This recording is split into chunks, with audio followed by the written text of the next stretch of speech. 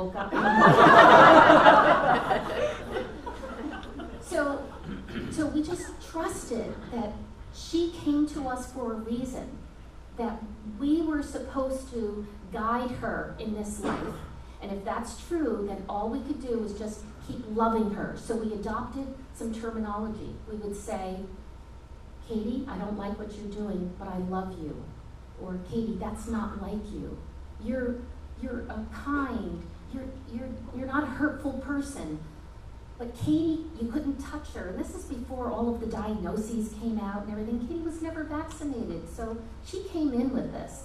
And so if you accidentally just even came near Katie, she would haul off and slug you. And I'd say, why did you do that to your brother? He hit me.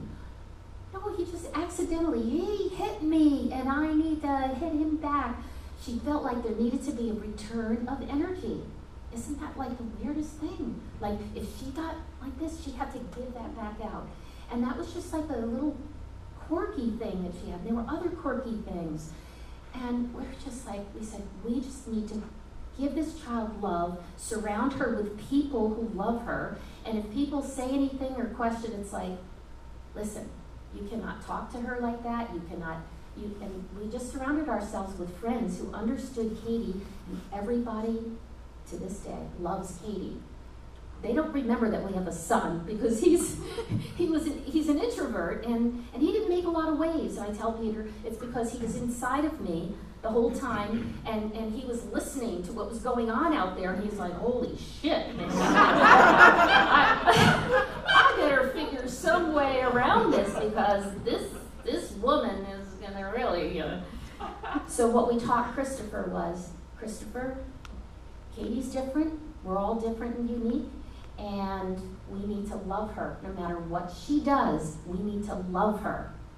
And I remember one day in the car coming home from school, and the two of them were beating on each other, and I was like, we got home, and Katie got out of the car. I said, you go to your room. And I said to Christopher, the next time she does that, just haul off and slug her. I was so pissed.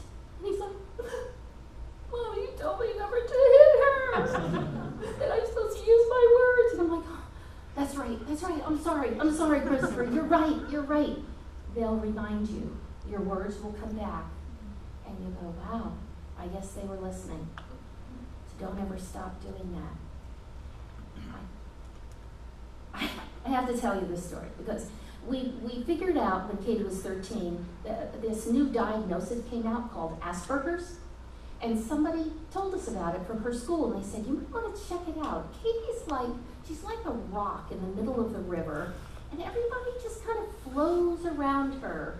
It's not like they don't like her, they just can't attach to her and connect with her.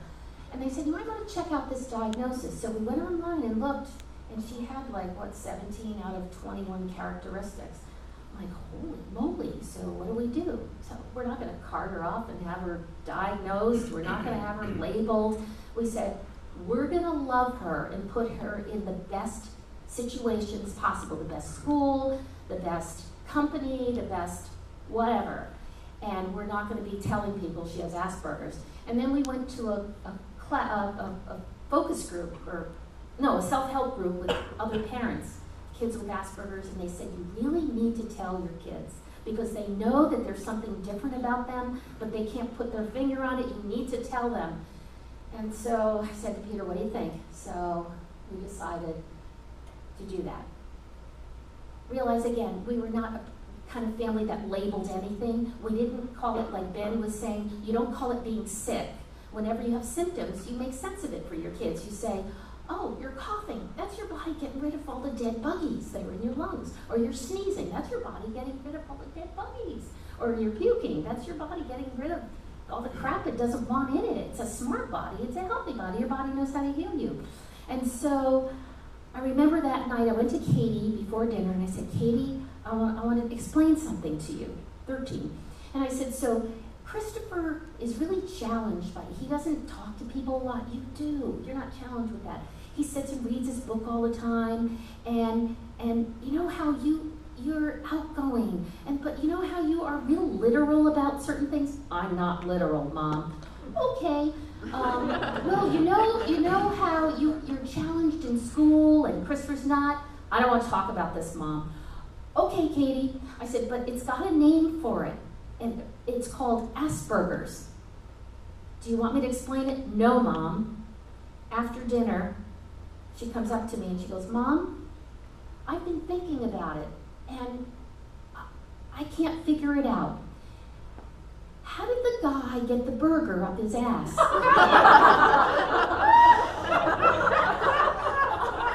No, you're not literal.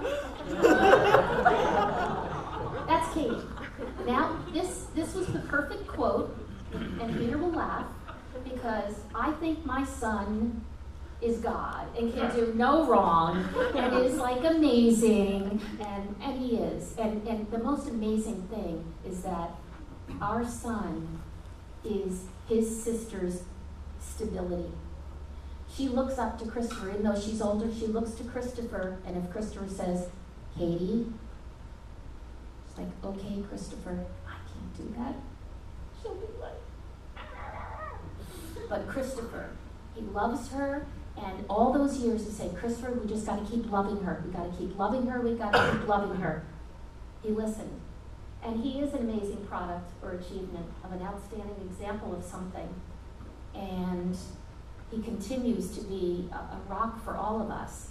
And love him to death. So, you can train the little buggers. I guess that's the point. You can train them to be loving and be kind.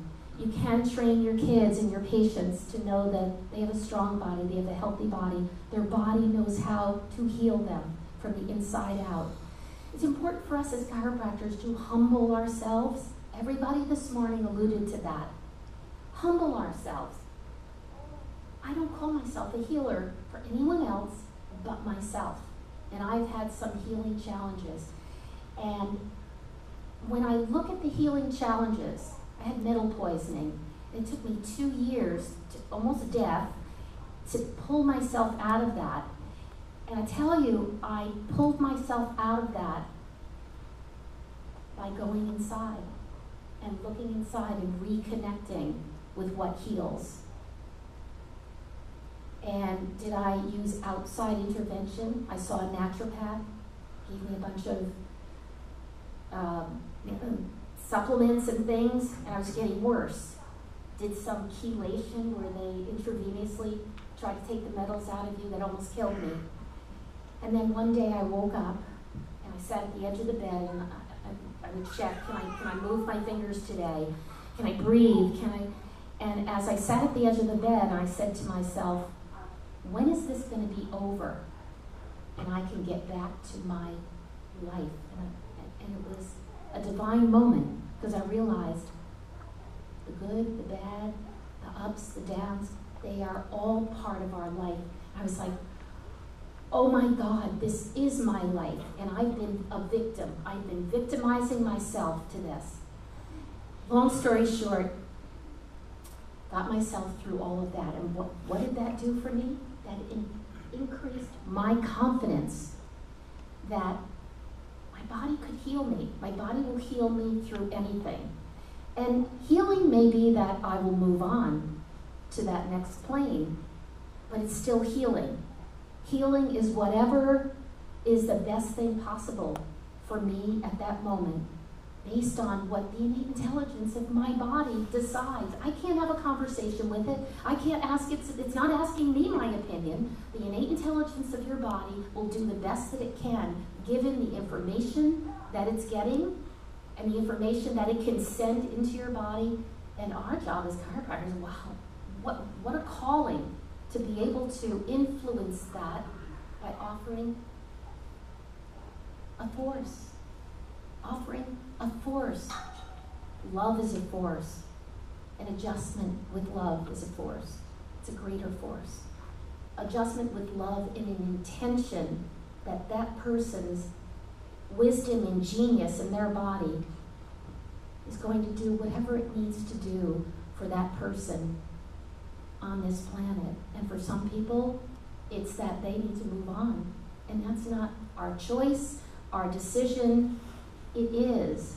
And so if we could humble ourselves and say, there is an intelligence, a universal intelligence in this universe that gives with all of its properties, its actions, and keeps us in existence until not.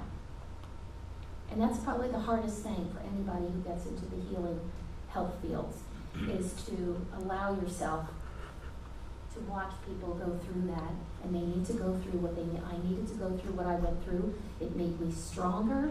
It made me start choosing things that I knew were the best for me. And in retrospect, I look back and I say, I slept for 3 months.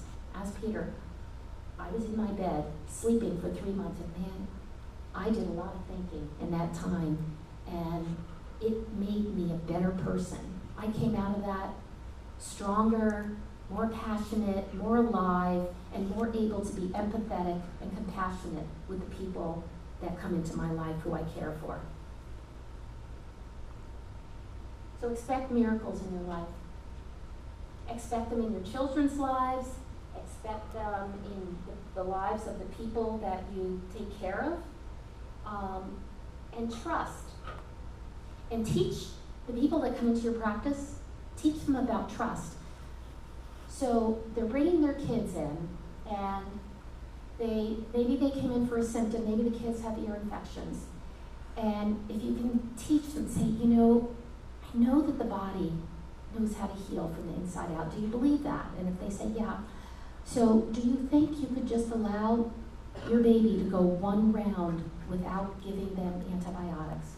Do you think you could trust enough to do that? Because then you will see that they will get through that. And there's research that